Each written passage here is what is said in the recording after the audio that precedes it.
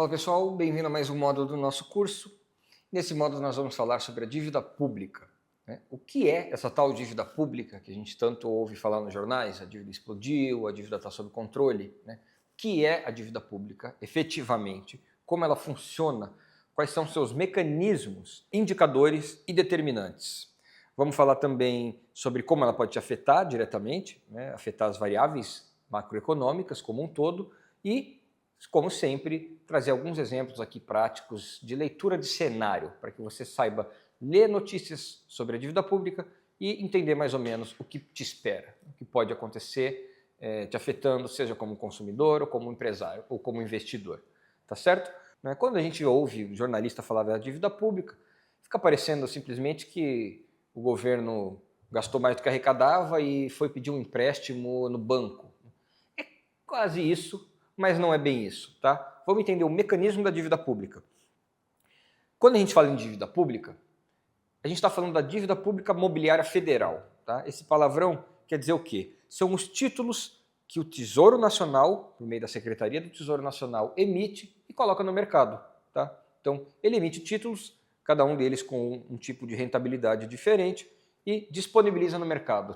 Quem vai lá atrás desses títulos? Poupadores, bancos, seguradoras, agências de private equity. Tem uma série de agentes no mercado que buscam rentabilidade, inclusive também pessoas físicas, por meio do famoso Tesouro Direto. Então, você aí, pequeno poupador, não tem fortunas, não é um grande investidor, tem um dinheirinho sobrando, você pode entrar lá na Secretaria do Tesouro Nacional, procurar o Tesouro Direto e procurar um título de rentabilidade que seja aí da sua preferência. Você vai estar participando diretamente da dívida pública, você vai virar um credor da famosa dívida pública brasileira. Então, como funciona esse mecanismo? A gente viu no primeiro bloco desse módulo, o Tesouro Nacional faz as contas da necessidade de financiamento do setor público. Esse palavrão quer dizer basicamente a diferença entre receitas e despesas. E aí ele descobre lá que no próximo exercício fiscal o governo vai precisar arrumar um dinheirinho a mais, porque, de acordo com as projeções, ele vai gastar mais do que vai arrecadar. O que acontece? O Tesouro Nacional vai lá, calcula essa necessidade e emite esses títulos. Os mercados, os bancos, fundos de investimento, seguradoras, fundos de pensão, querem ter um dinheiro, querem rentabilizar esse dinheiro, vão lá e compram esses títulos. Eles vão estar financiando o governo. Esse é basicamente o mecanismo da dívida pública. E aí tem indicadores, a gente falou dos indicadores, tá? Primeira coisa para a gente entender é que a dívida pública é medida em função do PIB. Então, não adianta nada se eu disser para você que a dívida do Brasil é 8 trilhões, que a dívida dos Estados Unidos é 2 trilhões, é 10 trilhões, esse número não nos diz nada, tá? O que a gente precisa saber é a relação da dívida com o PIB. 50% do PIB, a dívida é 60% do PIB. Então você faz esse cálculo e aí é que a gente tem uma ideia do que a gente está falando, Se a dívida está muito alta, se a dívida está muito baixa, se está seguro a dívida nesse patamar e assim por diante. Então a primeira coisa, dívida medida em proporção do PIB. O que a gente tem que olhar também não é o valor em si, tá, gente? Se a dívida é 50% do PIB ou 60% do PIB. O importante é a trajetória. É melhor uma dívida em 80% do PIB estável, onde as projeções mostram que ela vai continuar nos 80%, do que uma dívida em 60%, onde as projeções mostram que daqui a 2 anos ela vai estar em 70% e que daqui a 5 anos ela vai estar em 80%. Aí o negócio fica complicado. Então o importante, mais do que o valor em si, é a trajetória. A trajetória tem que ser estável. Se ela for ascendente, perigo pela frente. Se ela for descendente, melhor. O governo está conseguindo reduzir a dívida. A gente falou rapidamente de outros indicadores básicos, que é a diferença entre dívida líquida e dívida bruta. Tá? Dívida bruta é o total da dívida, e dívida líquida você subtrai as reservas internacionais, principalmente as reservas internacionais. Isso é uma coisa básica de contabilidade. Se você deve 100, mas você tem 30 de aplicação em algum lugar, a sua dívida bruta é 100, mas a sua dívida líquida é 70. Então, tem esses dois indicadores, que são os mais utilizados. E a gente falou rapidamente também da questão do fluxo, a dívida estoque. Fluxo é o quanto entra e sai num determinado período. E aí a gente falou de um palavrão que aparece muito nos noticiários, que é o famoso superávit primário. Em resumo, superávit primário é a diferença entre as despesas, as receitas, menos as despesas do governo, sem contar os juros. Tá? E por que, que o governo tem metas de superávit primário? O raciocínio é basicamente o seguinte: se ele arrecadou tanto, tem tanto de despesa, sem contar o custo da dívida, a ideia, né, saudável é que ele tenha uma sobra, aí, um superávit, para que ele justamente pegue esse superávit, essa sobra, e jogue para abater a dívida. Porque, lembra que eu falei que o importante é a trajetória? Se ele tiver um superávit primário, significa basicamente que sobrou um pouquinho de dinheiro do orçamento, da sua contabilidade, e com esse pouquinho ele vai abater a sua dívida. Se ela estava subindo, ele abate um pouco, ela cai para uma trajetória estável, né? Ou reduz ou estabiliza. Então, sempre que vocês ouvirem falar superávit primário, entendam que é o governo tentando gastar menos para controlar a dívida pública. Quais são os determinantes da dívida pública? O primeiro é o mais intuitivo, é o resultado fiscal, obviamente. Então, basicamente, o governo gastou mais do que arrecada, ele tem um déficit, então, provavelmente, ele vai cobrir esse déficit via emissão de dívida e a dívida vai subir. Então, resultado fiscal é o principal indicador determinante da trajetória da dívida. Mas tem outros dois que pouca gente fala, tá? O primeiro é o mais intuitivo, os outros dois muito pouco falado. O segundo é o crescimento da economia. Por uma razão simples, pessoal. Se a dívida é medida em relação ao PIB, se o PIB crescer, a razão diminui, não é? Então, se a dívida é 50 milhões, bilhões, tanto faz, aqui é um número hipotético, né? Só para a gente seguir o raciocínio. Um país tem uma dívida de 50 e o PIB de 100, a dívida dele é 50% do PIB. Tudo bem? Claro. E se o PIB for para 200? A dívida dele cai para 25% do PIB, sem pagar R$1 da dívida. Por quê? Porque o que cresceu foi o denominador, foi o PIB. Então, um dos determinantes da trajetória da dívida é o crescimento da economia. Pouco intuitivo, pouca gente fala, vale a pena lembrar aqui. E o terceiro é a taxa de juros. Isso é intuitivo, né? Você tem uma dívida, tem uns juros em cima dessa dívida. Se os juros aumentam, você não consegue pagar nem os juros, você vai pegar mais de dívida só para pagar os juros e a dívida vai subir. Então, basicamente, são os três determinantes do resultado, né, da trajetória da dívida pública. Resultado fiscal, crescimento econômico e taxa de juros. Tudo bem? Agora vamos lá. O que isso pode nos afetar, né? Se a dívida subiu ou desceu, o que a gente tem a ver com isso? Dá para resumir a resposta a isso.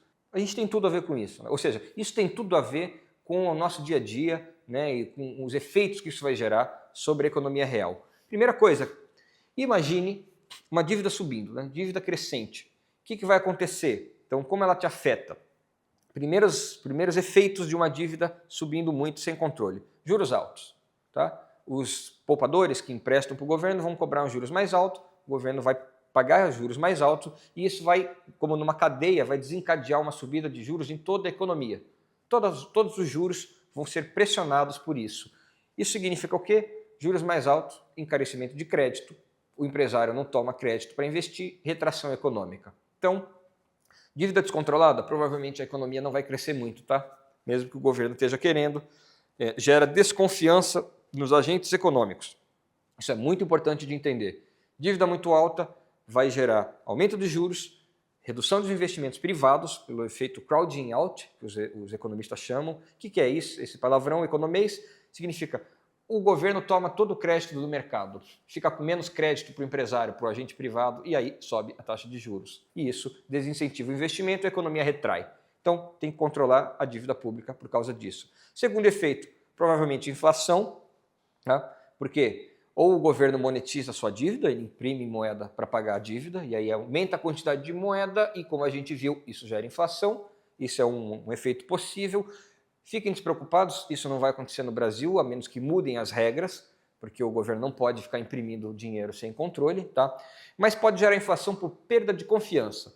Os agentes econômicos olham que a dívida está explodindo, eles tiram dinheiro do país, o dólar encarece e vem inflação. Então, esse é o segundo efeito, tá?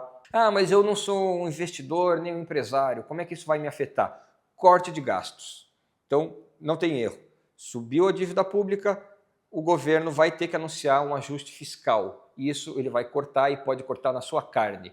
se você está recebendo um seguro-desemprego, pode ser que que ele dificulte o acesso, ele pode cortar programas governamentais. A gente deu o exemplo do Farmácia Popular, uma época foi cortada por conta da necessidade de corte de gastos públicos. E para trazer um exemplo bem atual, aquela pesquisadora que disse que teve a patente cortada, se vocês estiverem acompanhando isso, né, de uma universidade pública. Por quê? Porque o governo, a dívida estava subindo, o governo teve que fazer um ajuste fiscal rigoroso e acabou cortando verbas de ciência e tecnologia e atingiu ali a patente e o Brasil saiu perdendo. Tudo isso para dizer o seguinte: trajetória da dívida pública importa, é preciso manter uma trajetória estável, senão há uma série de problemas macroeconômicos que vão afetar você de um jeito ou de outro. E só para terminar esse nosso resumo, sempre no terceiro bloco a gente traz exemplos práticos. Aqui eu já fiz uma mescla, né? Já trouxe exemplos práticos, então inflação, queda do crescimento econômico, né? Corte de programas sociais que pode te afetar diretamente, então eu meio que mesclei aqui o bloco 2 e o 3, já trazendo esses exemplos, e termino com um exemplo que é olhar a dívida pública de um outro ponto de vista, que é aplicação financeira. Então, dívida pública também é investimento do outro lado do balcão. Então, se você tem um dinheiro guardado, né, poupança não rende nada, você vai lá e pode aplicar em títulos do Tesouro. Tá? Você se torna um credor da dívida.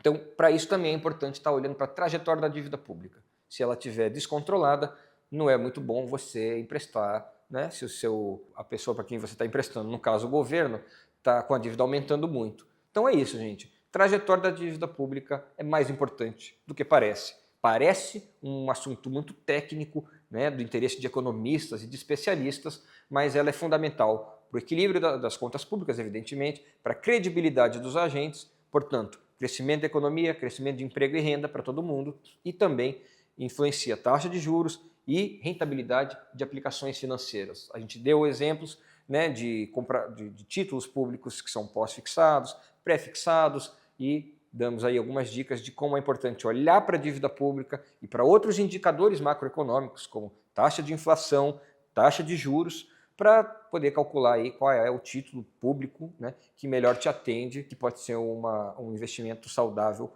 com uma rentabilidade razoável para você. Lembrando, investidor, que apesar de alguns exageros que a gente ouve, o governo brasileiro não vai dar calote na dívida pública. Tá? O governo simplesmente porque se o teu título vence, o Tesouro emite outro para te pagar. Tá? Ele emite outro e põe no mercado. Então, a nossa função aqui também é trazer essa informação para evitar pânicos, né, ou desconfiança exagerada.